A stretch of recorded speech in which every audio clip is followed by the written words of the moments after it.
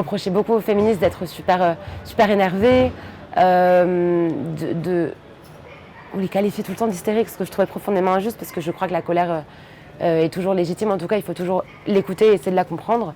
Mais en tout cas, je me suis dit, bon, bah, que ce soit juste ou pas, on va être stratège. Et donc, il va falloir utiliser un moyen plus léger qui ne fait pas peur. Et à ce moment-là, il y avait quelques personnes qui faisaient des mèmes, donc utilisaient à nouveau ce même médium d'humour, qui commençait à arriver sur Instagram.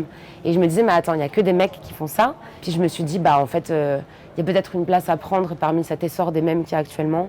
Et du coup, bah, je vais la prendre et je vais délivrer les messages dont nous, on a besoin. Donc, je m'appelle Anna Toumazov, j'ai 27 ans et je suis activiste féministe et écrivaine. Je me souviens déjà petite, quand je voyais ces trucs-là, les scores de l'extrême droite, quand on parlait de l'histoire moi, de ma famille et tout, il y avait des trucs qui me révoltaient vraiment. Et du coup, j'ai toujours eu ce côté-là, puis ce côté très revendicatif. Je me suis toujours sentie féministe, mais avant, ma génération exacte, on était la toute dernière génération. Et là, je parle vraiment de micro-génération, par 5 ans, à ne pas pouvoir dire féministe quand on était ado. Nous, mais on n'en parlait pas de féminisme, en fait. On ne parlait pas de féminisme. Et plus encore, si on en parlait, on avait une espèce d'image un peu étrange de ce que c'était que le féminisme. On ne comprenait pas, on avait une vision erronée. C'est pour ça que maintenant, j'essaie d'avoir un peu ce côté un peu rôle modèle qui m'est tombé dessus, mais que je prends avec plaisir, pour montrer aux gens, regardez, moi, vous me trouvez cool, féministe, donc A plus B, bah, ça veut dire que le féminisme, c'est cool. Le moment où j'ai lancé mes pages Instagram coïncide aussi avec le moment où j'ai retrouvé chez mes parents le Dico des filles que j'avais en 2005. Donc c'était vraiment l'ouvrage de référence. Les jeunes filles pouvaient aller piocher tout plein d'infos sur voilà, comment se comporter, comment grandir, tout ça. Il y avait beaucoup de choses sur le corps des femmes, sur comment il fallait rester mince, mais pas trop. Il fallait pas se ronger les ongles, il fallait pas de poils parce que c'était vu comme très sale en France. Enfin, je veux dire, il y avait beaucoup d'injonctions qui étaient quand même assez graves.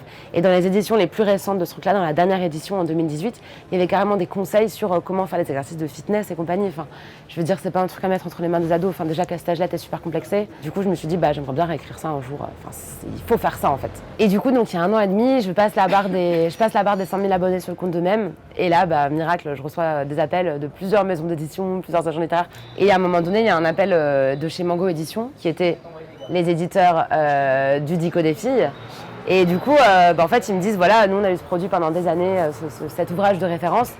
Et en fait, pour nous, il est plus du tout d'actualité, c'est pas bon, quoi. On aimerait concevoir un nouveau dictionnaire. Et en fait, moi, j'étais là, mais yes, c'était mon idée depuis des années.